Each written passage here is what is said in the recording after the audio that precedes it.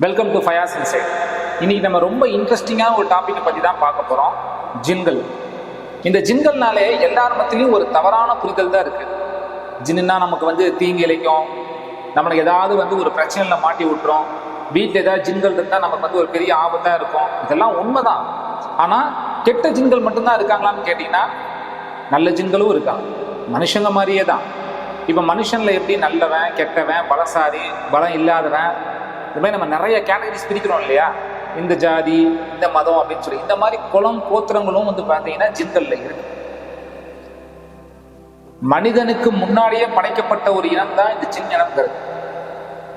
அப்பனா பல லட்சம் வருஷத்துக்கு முன்னாடி இதெல்லாம் போகணும். அதே மாதிரி மலக்குமார்கள் இருக்காங்க. மலக்குமார்கள்னா யாரு? ஏஞ்சல்ஸ். இந்த மலக்குமார்கள் எப்படின்னா ஒளியால படைக்கப்பட்டவங்க. இவங்களுக்கு பசி இருக்காது, தாகம் இருக்காது, தூங்க மாட்டாங்க, சாப்பிட மாட்டாங்க, ஆண் பெண் வேற்றுமை அந்த மாதிரிலாம் கிடையாது. இவங்களுடைய ஒரே ஒரு வேலை இறைவனை வணங்குறது மட்டும்தான். பாவம் செய்யணுங்கிற அந்த ஒரு எண்ணம் கூட இல்லாத ஒரு படைப்பு தான் இந்த மலக்குகள்ங்கிறது. பரிசுத்தமானவர்கள். இந்த மலக்குமார்கள் ஒளியால படைக்கப்பட்டவங்க. ஜின்கள் நெருப்பு ஜுவாலையிலிருந்து படைக்கப்பட்டவங்க. மனிதர்கள் களிமண்ணால் படைக்கப்பட்டவங்க. இப்படி ஒவ்வொரு படைப்பும் இறைவனால வெவ்வேறு முறையில படைக்கப்பட்டிருக்கு. இது இறைவனால மட்டும்தான் சாத்தியம். இந்த ஜின்கள் ஒரு காலத்துல அல்லாஹ்வுக்கு ரொம்ப பயபக்தியா இருந்தது. எப்படின்னா அல்லாஹ்வை வணங்குறது மட்டும்தான் மலக்குமார்களுடைய வேலை. அவங்களுக்கு பாவம் பண்ணுங்கிற அந்த எண்ணம் இருக்காதுன்னு நான் முன்னாடியே சொன்னேன் இல்லையா. ஆனா இந்த ஜின்களுக்கு பாத்தீங்கன்னா மனுஷன் மைய நல்லது கெட்டதும் பண்ணும். இந்த மனித இனம் படைக்கிறதுக்கு முன்னாடி இறைவன் இந்த ஜின்களையும் மலக்குகளையும் படைச்சிருந்தான். அப்போ இந்த ஜின்கள்ல ஒரு ஜின் இருக்கு, அதோடைய பேர் பார்த்தீங்கன்னா அசாசில். இந்த அசாசிங்கிறது இருக்கு, அல்லாஹ்வை வணங்குறதுல மலக்குமார்களே மிஞ்சிடும். மலக்குகள்லாம் பார்த்து ஆச்சரியப்படுவாங்க, என்ன இந்த அசாசில் நம்மளோட அல்லாஹ் மேல இவ்வளோ பயபக்தியா இருக்கேன்னு சொல்லி. ஒரு கட்டத்துல அல்லாஹ் சொல்றான், இப்படி நான் மனித இனத்தை படைச்சிருக்கேன், களிமண்ணால ஒரு படைப்பை படைச்சிருக்கேன். இவர் தான் நபி ஆதம். இவங்களுக்கு எல்லாரும் சஜிதா செய்யுங்கன்னு சொல்லி அல்லாஹ்வுடைய கட்டளை. எல்லா மலக்குமார்களும் சஜிதா செய்யறாங்க. அப்ப இந்த அசாசில் மட்டும் சஜிதா செய்யல. ஏன்னு அல்லாஹ் கேட்டான். ஏன் அல்லாஹ், நீ என்னைய நெருப்பால படைச்சிருக்க, ஆதம் நபியை நீ களிமண்ணால படைச்சிருக்க, நெருப்பால படைக்கப்பட்ட நான் களிமண்ணால படைக்கப்பட்ட ஒரு படைப்புக்கு சஜிதா செய்யணுமா, என்னால முடியாதுன்னு சொல்லி இறைவன் கிட்ட முறையிட்டான். அந்த நொடியில இருந்து இந்த அசாசில்ங்கிற இந்த சின்ன இறைவன் சபிச்சான். அங்க ஆரம்பிச்சதுதான் பிரச்சனை. அங்க ஆரம்பிச்ச பிரச்சனை இன்னைக்கு வரைக்கும் தொடர்ந்துட்டு தான் இருக்கு. இன்னும் இந்த உலகம் அழிகிற வரைக்கும் இது தொடர்ந்துட்டு தான் இருக்கு. காரணம் என்னன்னா, இறைவனால அவன் சபிக்கப்பட்டதுக்கு அப்புறம் அல்லாஹ் கிட்ட ஒரு விஷயத்த அவனாவே கேட்டு வாங்கினான். அது என்னன்னா, உன்னுடைய இந்த மனித படைப்பை இந்த உலகம் அழியக்கூடிய கடைசி நாள் வரைக்கும் நான் வழி எடுப்பேன். உன்னுடைய வழிகளை பின்பற்றக்கூடிய ஒரு சில மனிதர்களும் கண்டிப்பா இருப்பாங்க இந்த உலகத்துல. ஆனா ஒரு சில மனிதர்களை மட்டும் உன்னால எதுவுமே பண்ண முடியாது, ஏன்னா அவங்க என்னுடைய பாதுகாப்புல இருப்பாங்கன்னு சொல்லி அந்த நொடியிலிருந்து எனக்கும் சந்ததிகள் வேணும்னு சொல்லி இறைவன்கிட்ட கேட்டு வாங்கினான்.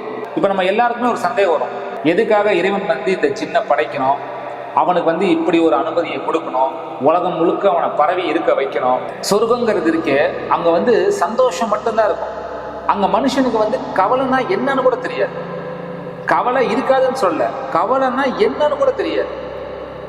அதே மாதிரி நரகங்கிறது இருக்கே, அங்க கவலையும் கஷ்டம் மட்டும்தான் இருக்கும். சந்தோஷங்கிறது அது ஒரு துளியளவு கூட அங்க இருக்காது. அப்படிப்பட்ட ஒரு சொர்க்கத்தை இறைவன் மனுஷனுக்கு கொடுக்கணும்னு நினைக்கிறான். அதுக்கு மனுஷங்கிட்ட சில தியாகங்களை எதிர்பார்க்கிறான். அதுக்கு தான் இந்த ஒரு போட்டிக்களம். இப்ப நம்ம வாழ்ந்துட்டு இருக்கிறது பாத்தீங்கன்னா ஒரு போட்டிக்களம்.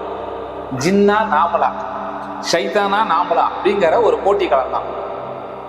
ஆனா நான் முன்னாடியே சொன்ன மாதிரி தான், இறைவன் ஒரு சில மனிதர்களை பாதுகாத்து வச்சிருக்கான்.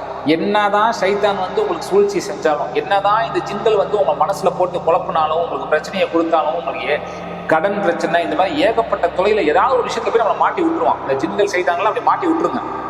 அப்போ இந்த மாதிரி விஷயம் நடக்கும்போது இந்த சூழ்ச்சியில நம்ம மாட்டாம இதுல இருந்து நம்ம வெளியே வரணும் அப்படின்னா இறைவனை தேடி போனோம்னா இறைவன் அதுக்கான வழியை காட்டணும். இல்ல மனிதர்களை தேடி மனுஷங்கள்ட்ட உதவி கேட்டு போனோம்னா இந்த ஜின் சைத்தானுடைய சூழ்ச்சியில நம்ம மாட்டிப்போம். இப்ப மனுஷங்கள்ல வந்து பாத்தீங்கன்னா முஸ்லீமானவங்களும் இருக்காங்க, முஸ்லீம் அல்லாதவங்களும் இருக்காங்க. இதே மாதிரி தான் ஜின்கள்லயும் வந்து பாத்தீங்கன்னா முஸ்லீமான ஜின்களும் இருக்கு, முஸ்லீம் அல்லாத ஜின்களும் இருக்கு. பொதுவாகவே ஒரு மித்து இருக்கு. என்ன மித்துனா, ஜின்கள்னாலே அது முஸ்லீம் தான் அப்படிங்கிற மாதிரி ஒரு மித்து இருக்கு. அப்படி கிடையவே கிடையாது. அதுக்கு பேர் தான் ஜின். ஜின்னுங்கிறது ஒரு பேர் தான். அந்த ஜின்னு இனத்துக்குள்ளார முஸ்லீமான ஜின்னும் இருக்கு, முஸ்லீம் அல்லாத ஜின்னும் இருக்கு. இப்ப மனுஷங்களையும் வந்து பாத்தீங்கன்னா முஸ்லீம்கள் இருக்காங்க, முஸ்லீம் இல்லாம இருக்காங்க இல்லையா? மனிதர்கள்ல முஸ்லீமா இருப்பாங்க, ஒரு சில பேர் தொழுவாங்க, ஒரு சில பேர் தொழுக மாட்டாங்க. அதே மாதிரி தான் ஜின்கள்லயும் முஸ்லீமான ஜின்கள் இருக்கு. ஒரு சில ஜின்கள் வந்து பயபக்தியா அல்லாஹ்வுக்கு பயந்து தொழுவோம், ஒரு சில ஜின்கள் தொழுகையின் பக்கமே போகாது. அதே மாதிரி இந்த நல்ல ஜின்கள் இருக்கிற இடமே தெரியாது. அது வரும், அது பார்த்து அதோடைய வேலையை பார்த்துட்டு போயிட்டே இருக்கும். இப்ப பள்ளிவாசல்ல போய் நம்ம தொழுகிறோம் இல்லையா? ஒரு சில ஜின்கள் வந்து இரவு நேரங்கள்ல பள்ளிவாசல்ல வந்து தொழுகுதுன்னு சொல்லி ஒரு சில பேர் சொல்லி கேள்விப்பட்டிருப்பீங்க. பள்ளிவாசல்ல வேலை செய்யக்கூடிய புத்தவலி ஆலிம் இவங்களுக்கெல்லாம் வந்து பாத்தீங்கன்னா ஒரு சில நேரங்களில் வந்து இதை உணர்ந்திருப்பாங்க, சில பேர் வந்து பார்த்துருப்பாங்க. நைட்டு பள்ளிவாசல் மூடிட்டு எல்லாரும் வெளியே வந்ததுக்கப்புறம் இந்த ஜின்கள், நல்ல ஜின்கள் இந்த பள்ளிவாசலுக்கு போய் தொழுகை பண்ண போகும். அதே மாதிரி இந்த கெட்ட ஜின்கள் இருக்கு இல்லையா, இது வந்து எங்க அதிகமா இருக்கும்னா டாய்லெட். இந்த டாய்லெட்ஸ்ல தான் இந்த கெட்ட ஜின்கள் வந்து அதிகமா இருக்கும். அதே மாதிரி அசுத்தமா இருக்கக்கூடிய இடங்கள், எந்தெந்த இடம்லாம் அசுத்தமா இருக்கோ, துர்நாற்றம் வீசுதோ, இந்த மாதிரி இடங்கள்ல இந்த கெட்ட ஜின்கள் அதிகமாக இருக்கும். இதுதான் வேறுபாடு. நல்ல ஜின்னுக்கும் கெட்ட ஜின்னுக்கும் இருக்கக்கூடிய ஒரு வேறுபாடு என்னன்னா இதுதான். நல்ல ஜின்கள் பரிசுத்தமான இடத்துல இருக்கும், கெட்ட ஜின்கள் அசுத்தமான இடத்துல இருக்கும். இதுதான் இது ரெண்டுக்கும் உள்ள வேறுபாடு. இந்த ஜின்களை அதிகமாக வசிக்கக்கூடிய இடம் எதுன்னு பார்த்தீங்கன்னா மலை பிரதேசங்கள்ல, இந்த காடு மலையெல்லாம் இருக்கு இல்லையா, இந்த மாதிரி மலை பிரதேசங்கள்ல தான் இந்த ஜின்கள் வந்து அதிகமா இருக்கும். அப்புறம் ஈரம் படிஞ்ச சதுப்பு நிலங்கள்ல வந்து இந்த ஜின்கள் அதிகமா இருக்கும். ஏதாவது ஒரு தரையில வந்து பாத்தீங்கன்னா ஈரம் படிஞ்ச மண் தரை இருக்கு இல்லையா, சதுப்பு நிலம் சொல்லுவாங்க இல்லையா. ஸோ இந்த மாதிரி இடங்கள்ல இந்த ஜின்கள் வந்து அதிகமாக வாழும். மனிதர்கள் என்ன சாப்பிட்றோமோ, மனிதர்கள் என்னென்ன உணவு வகைகள்லாம் சாப்பிட்றோமோ, இது அத்தனையும் ஜின்கள் சாப்பிடும்.